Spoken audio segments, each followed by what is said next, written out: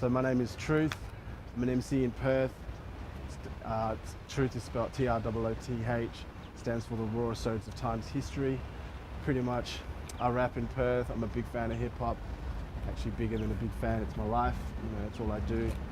And I'm here representing Perth, Cafe Conversations. Let people out there know what Perth's about. I just released a mixtape called United We Stand. And the whole idea of that mixtape was to pretty much try and combine as many hip hop artists in Perth and get them on one track where we can, you know, sort of support hip hop as a whole, as a culture, because I just feel at times that every crew is so busy doing their own thing that everyone sort of forgets what hip hop is about and how hip hop came up, which was pretty much a whole group of people who were poor, who didn't have anything else to do.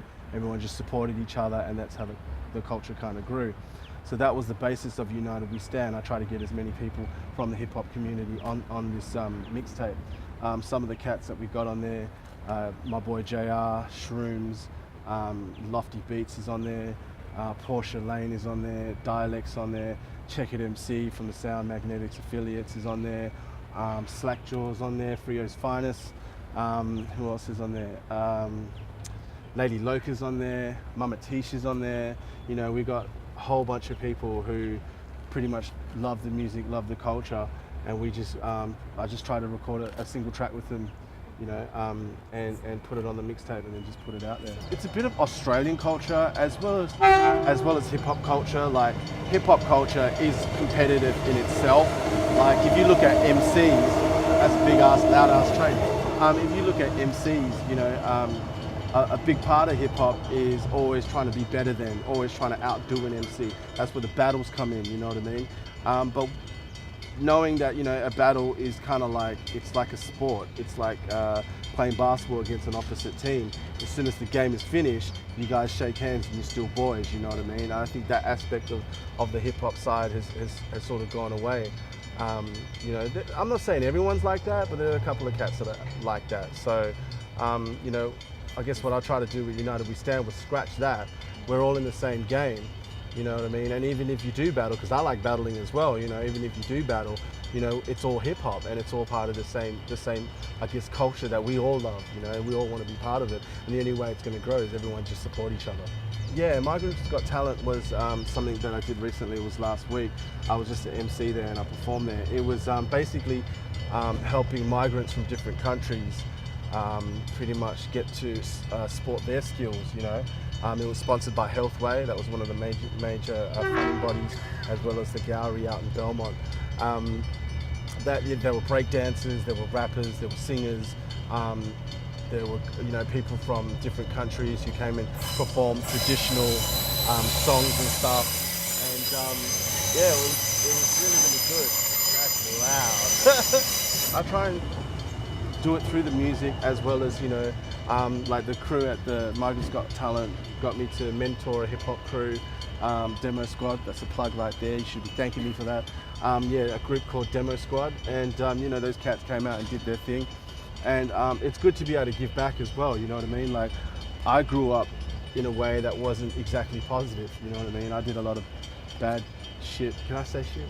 Yeah, I did a lot of bad shit in my life, you know what I mean? And I kind of learned from it, because living like that kind of sucks, you know? It's not a very good life. So for me to be able to give back to people younger than me and people who, you know, like the same things as me, you know, it's a really big blessing, you know, and you know, I try and do it through my music, you know, through hip hop, through living, you know, like kind of practicing what you preach. You know, I see a lot of people who say a lot of things, but when it comes to meeting them or talking to them, they ain't really about that, you know what I mean? So it kind of just makes me go, well, I don't want to be like that, you know, I want to be someone that, you know, says something and actually follows through with it, with the action, you know what I mean, which is really important, I think, in any sort of culture.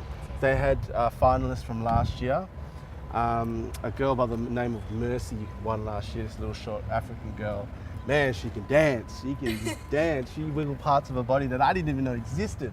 I'm serious, man. Yeah, she won that last year, so she got to perform. And then we had a lot of semi-finalists from this year actually perform. And then We also had, we had Demo Squad, which I said before. We had, I'm trying to remember their names. We had a girl by the name of Alethea who performed. She was like 14, 15. She came up on stage and sang a song. We also had these two sisters from New Papua, and they came out and performed something that was traditional from their traditional motherland, and they actually won. They won the actual competition.